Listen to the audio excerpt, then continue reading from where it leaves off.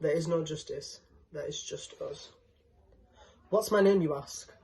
In an airport, it's random search. Looking for my gate, my name's suspicious. Getting out my cheese and Branston sandwich on the plane, my name is terrorist, and on the phone speaking to my grandparents, my name is foreign. But to me, it's just Hassan. But to my mum, it's Hassan! Radicalisation is and never was in my fate, for this term and organisation was created solely by the state. People who murder in the name of my religion have destroyed our name and made an incision where the West placed Bin Laden just to blur the vision. But I don't drop bombs, I drop mics. You see, terrorism was created as a weapon against Islam, an excuse to put us in camps and a reason to do us harm. A hatred for my religion created from love and peace. God put on this earth is Adam and his Eve. Allah is the creator of the trees, sand and seas, creator of my cells. He allows me to breathe. Where are you from? I'm from the place Britain built for us. Sorry, when I say us, I don't mean you. I mean the homes for blacks and browns, and yeah, there's a few white people too. But I'm constantly finding myself trying to fit into this straitjacket society. Let me be accepted, I will conduct myself with propriety. I always manage to find myself filled with anxiety, but this is my turn to teach and I will not speak quietly. You see, social media is not what it used to be. Instead of models, money and music, I see things I don't want to see. I see murder, manipulation and massacre. Now I'm on social media waiting for the next bell. Instagram Live, we watched as our men fell, trying to make ends meet in a system built to give us scraps. They like to watch us burn. Grenfell wasn't even on the maps. But Britain is built on a false narrative.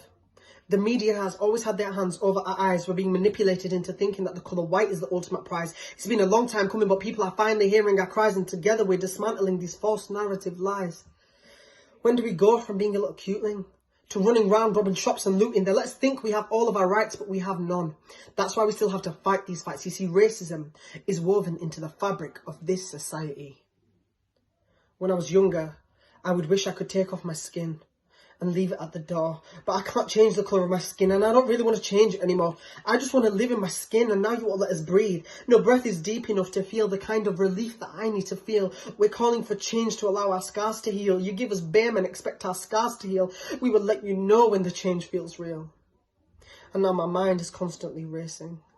And to the people I plead, I can't explain this pain, it's like you can't breathe. I don't understand how there's so much pain, but my body won't bleed all this insanity just because the people want to be freed. A gang of thugs covered in blue, behaving like animals, but it's us in the zoo.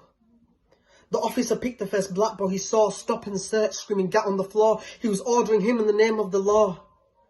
One pinned him down, the other thugs stood by. There was a silence when we heard George Floyd's soul cry. A silence that inspired the world when we watched his soul fly. Now a funeral for another black brother that we couldn't afford. These are the consequences of an officer just because he was bored. They say the darker the berry, the sweeter the juice, but the way they see it, the darker the skin, the tighter the noose.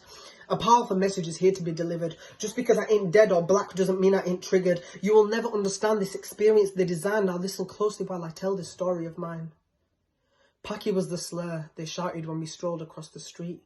My mum said, keep your head down, just keep looking at your feet. Pouring the words Paki from your lips, my heart drops, everything stops, frozen in time. My body begins to curl, my stomach starts to hurl, it's like I have no spine. My tongue unable to form the chorus that I feel I must sing, for in that moment, my voice was stolen, being drowned by the note in my throat that's now swollen. I don't feel human, but like a car crash.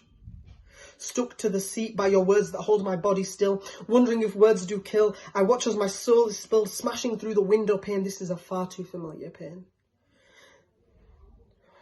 Now my soul greets death again, but there's no need for introductions because death already knew my name, and I watch as death carried the part that you killed. Your word Paki has been fulfilled. My mum was saddened to have to say to her own kin that their racist opinion was their own sin. And I hoped one day what they said would wear thin. I cried, why do their words still leave bruises on my skin?